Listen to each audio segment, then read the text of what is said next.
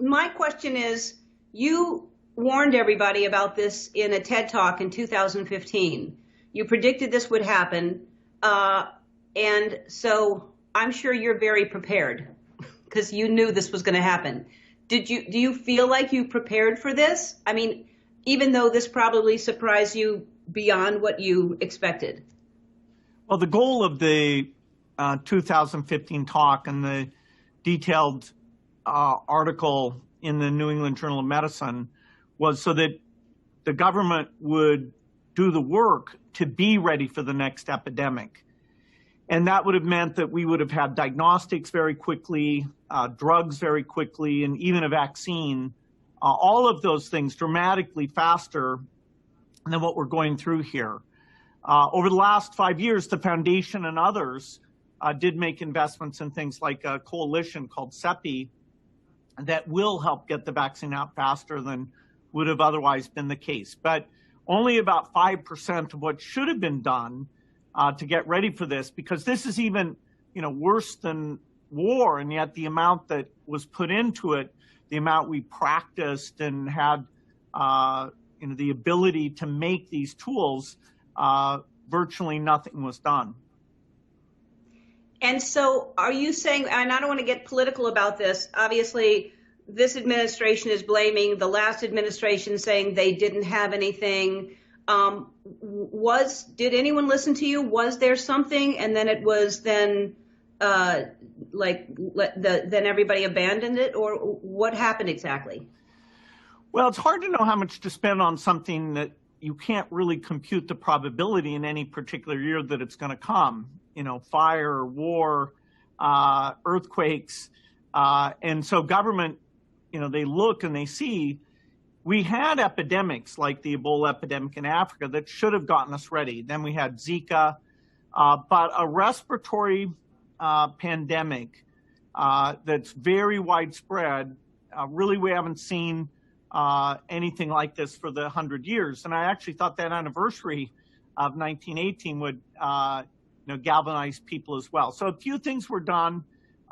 Some countries, even without that preparing in advance, have acted in a way that made sure that very few of their citizens die and they don't have to shut down their economy.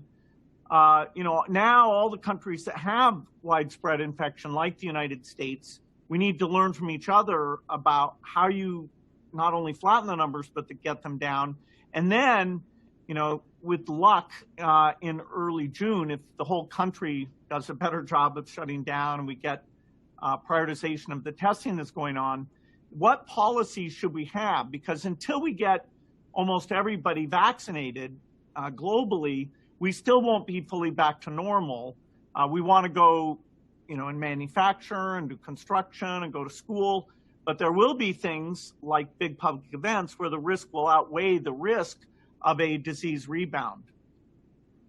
So you just said June, but we aren't going to have any vaccines for probably a year. So I can't even imagine going out to a crowded restaurant or anything in June or July if we don't have vaccines. How do you see us acclimating back into a normal life when we don't have the cure for this?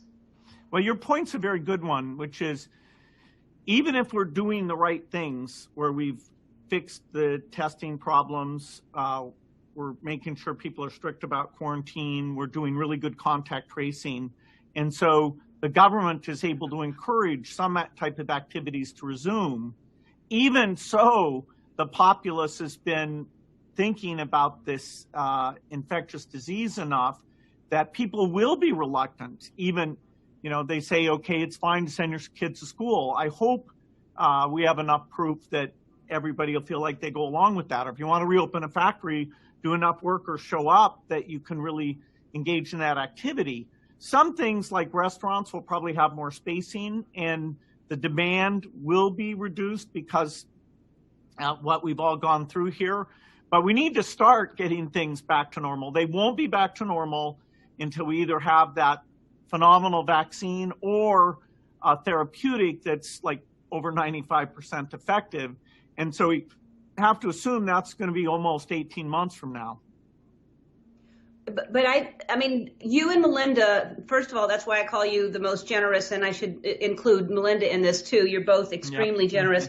You donated $100 million to fight this as soon as this started in February. I think you donated the money. So that 100 million is going to go towards obviously trying to find a vaccine, but also this therapeutic that you're talking about that will be like a temporary fix. That's right. The foundation does far more in terms of infectious disease work than any group in the world. And so we've reprioritized, and everybody in all our grantees now prioritize this coronavirus work. So, even polio eradication, we're not able to work on that, or new drugs for HIV. But that skill set is very applicable to helping pick which drugs should go into trials and which vaccines we should build factories for, so that if one proves safe and efficacious, we can make billions of doses. So our whole thing is upended. We're giving money to up the testing capacity because in developing countries where they can't do these quarantines, that's where, sadly, the vast majority of the deaths are likely to take place. Yeah. All right, we're going to take a break. We'll be right back after this. So I still don't, I can't wrap my head around if we don't really have a cure for it. Like, I'm doing my show from my house, and as a lot of other people, that have shows are able to do. But I can't imagine having an audience all kind of sitting next to each other, and that being, because also, isn't it possible that it comes back in the fall? Well, we don't know how seasonal it is. So that would actually be good news, that if the force of infection went down in the summer, that would make this thing of getting the case numbers way down, so we start opening up. That would actually make it easier, but you're right, then we'd have to pay attention to it coming back. But there are ways of doing that China is showing, South Korea is showing, that the risk of infection is very, very low. So you might be back in your studio because the way the workers engage with each other and the amount they can be tested to make sure nobody's infectious will be very different than what we have today. You may or may not have the audience. I would guess that will take a lot longer than going back to the studio for the filming itself. Speaking of that, there's no cars on the road, very few planes. It's obviously affecting the economy in a bad way, but the planet is benefiting from this. And I know that's been important, the environmental issue for you. They just said the air in Los Angeles is cleaner than it's ever been in the history of, ever. That's amazing. Yeah, I wish that all our jobs could be done from home as well as your job and my job. But for people who are in restaurants or factories or construction or cleaning, they're looking at their livelihood going away. And so sadly, like many bad things, those who are in the toughest circumstances are going to bear most of the pain. And so we want to get into this semi-normal phase as soon as we can. And then the vaccine is the thing that will change things. And that's why, really figuring out how do we make sure it's safe, because that when you give it to 7 billion healthy people, that's super important. So the challenge we put to scientists at the foundation and many, many places who are working night and day on this is very high. And, although the best case is actually shorter than 18 months, we don't want to create a lot of expectations because we really aren't quite sure. So people like Fauci and myself are giving that as kind of the likely date. It could be better, it could be worse.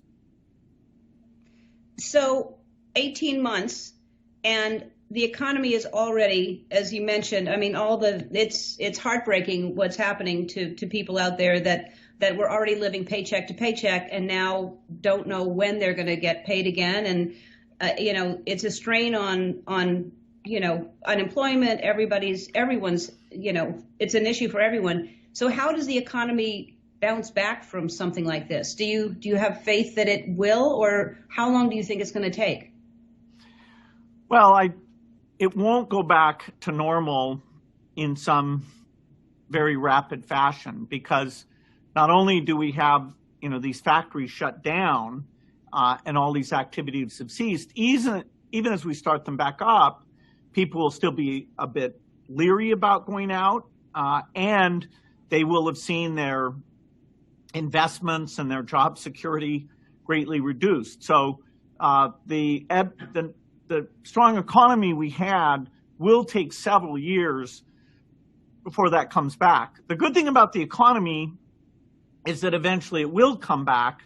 The medical price that will be paid by countries all over the world, that's a lot of deaths that will simply never be able to reverse that at all. And here's a question that I don't know if you can answer, but I was talking to Pink, who of course had COVID-19, and her 3-year-old baby, who is now 2 days fever free. So he's getting better and she's feeling much better, but she's super healthy, and yet she gets it. And, in the beginning it was, only older people that were vulnerable, or people with pre-existing conditions. And then it's, babies and people that are healthy. And then, she gets it and she's in the same house with her husband and her daughter. They don't get it. And so how is it so, and she never had fever. She didn't have the same symptoms that everybody, she never once had fever. So it's all over the place. How is this happening to really healthy people? Yeah, we have a surveillance network that we've started here in Seattle that will get expanded to other locations. We're helping other countries do the same thing to really understand what's going on with different age ranges and professions. In some communities, Blacks are getting the disease, severe disease, in higher percentages. That's not well understood. This is different than flu, where young people do get the flu quite a bit, although they don't die of it. Here, the level of infection in young people is quite a bit younger. The death rates are different than the infection rates. Those are even more tilted towards the elderly and comorbidities, except for some health workers who seem to get such a strong exposure that alone makes it potentially fatal for them. So this deep understanding of our young people, part of the infection chain, that'll help inform things like resuming school, because it'd be great if the kids who've essentially lost 3 months of the school year, if we can get them back, and help them catch up.